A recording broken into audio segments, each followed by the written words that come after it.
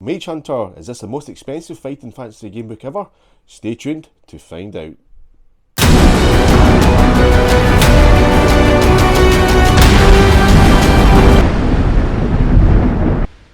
Welcome back to another episode of Gamebook Collector. In today's episode, we have Mageunter, presented by Steve Jackson and Ian Livingstone, and is written by Paul Mason, illustrated by Russ Nicholson. This is Gamebook number 57 in the series, and it was published in 1995. And you're wondering why I have it in a cellophane wrapper. That was the way it was posted to me, and it's still in the wrapper because of the price I paid for it. Mageunter at the time, in 1995, was retailed at £3.99, and I can tell you just now it is probably round about £399 on eBay. In fact, there is a eBay sale just now that retails for, well, the bids are for that price, which is £399. Quite incredible. I, however, didn't pay that for this book. I still paid a considerable amount of money for it, and that was a few years ago, but it's still escalated in price, and it's very expensive. The reason being, I believe there was very limited copies printed of the latter stages of the series from Gamebooks 51 to 59. So you could call it the kind of golden decade, or golden last 10 books, mystical last 10 books of Fighting Fantasy, where they're sought after, or they're highly sought after, and the price range has shot up and is very expensive. So that was 57 in the series. I think the last book was number 59, Curse of the Mummy. I have to check that there. So this one, we're going to get out the cellophane, have a wee look at it and see what it's like inside. I've not read this one. I do plan to, but at the minute I still haven't read it. So we're going to get out, crack the cellophane open and see what we have inside. Now, at the time, I believe this game book was classed as being very good condition. There is some creases in the spine there, as you can see. Nothing over dramatic for its age. The back of the book is in very good condition. There's no any wear and tear there. You can see the signatures of Steve Jackson and Ian Livingstone. The pages of the side of the book here are not tanned or ripped or torn or damaged in any way. So far, including the cover, sorry, the cover's slightly wear around the edges, but so far I would suggest this book is in very good condition. Inside, as you can see, it's been well looked after. There's no tanning at all to the pages, or any tears or any damage. Now, the only thing that concerns me is, when I purchased the book, it was claimed the adventure sheet was clean, and the skill stamina luck boxes look clean, but however, sorry, I apologise, the counter boxes look clean, but the skill stamina luck boxes, you can see there's indications that it has been written on and rubbed out, which is the only downside. So also the equipment list, I can probably see, yep, money, there's been markings in there, so it has been used. Yeah, it probably maintain its very good status, but not excellent. So going through the book itself, you can see the illustrations by Russ Nicholson. No, not too bad. They're okay. They're not overly. They don't overly jump out, but that's not too bad. It's not the worst. Not like Ian McCaig, where the illustrations were excellent, not quite that level. It's just a lack of detail in that drawing there.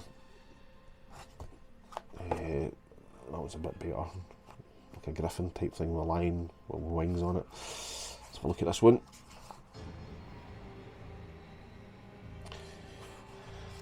So nothing stands out about this game book that suggests it should be such a expensive price, except that it's very sought after, and also there's very limited numbers printed.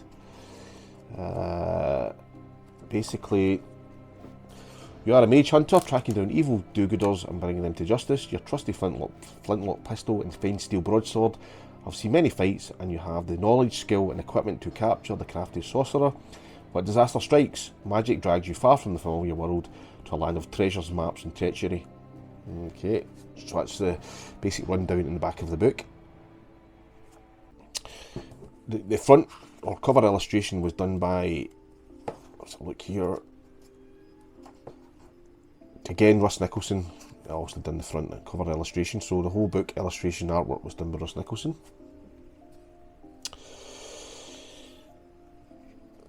So if you go through eBay, if you've ever seen this book on eBay, it does go for incredible prices, and around about £300 to £400 is a kind of going price for this book. As I said, I've not read it before, so I can't really comment on the or review the book itself. Let's have a look at some of the characters in it, some of the villains. Second Skulker, 7 Skull 7, Stamina 6. Shredded Skulker, still Skill 8, Stamina 6. Is there anything else that stands out?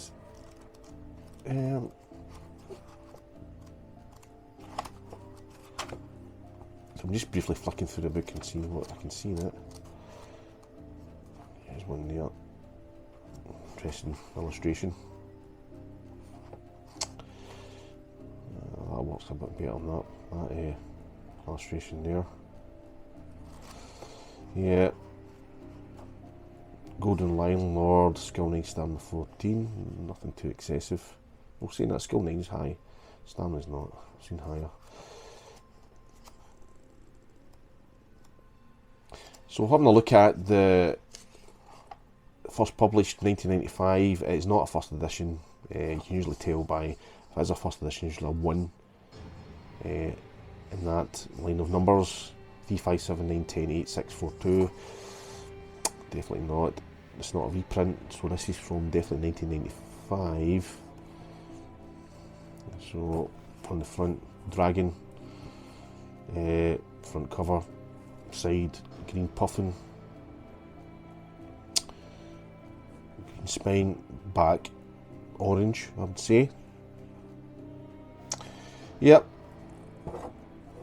Mageunter.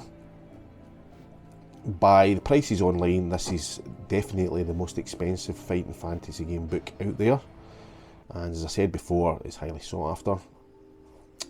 Sorry, looking at the corner of the book there, when I said it was like very good condition, there's a slight bash up at the top, but saying that, I'm starting to nitpick now from the book. It's from 1995 from the age of it, but no, yeah, it's one I need to watch. It's one I need to read later on, and unfortunately or fortunately, I'm going to put it back in its plastic sleeve, or its wrapper, so to speak. Due to the price of the book, I want to keep it in very good condition. There you go, Mageunter. If you like the content in this video, please consider subscribing to the channel and also giving the video a thumbs up. Until next time, I'll see you in the next episode of Gamebook Collector. Thanks for watching. Oh, a wee end credit at the end here. Sorry I've come back, and I forgot to mention at the start of the video without redoing it, there's a small inlay card. It's attached to the wrapper, and I dare say if the previous owner of this book, or the previous seller of this book, sees this this wee inlay card, they might have an idea who they sold it to, or I used to own that book, so to speak. So there you go, just a wee end credit there, just to kind of shout out to the previous owner who supplied the inlay card, or the wee card that's stuck onto the front of this wrapper.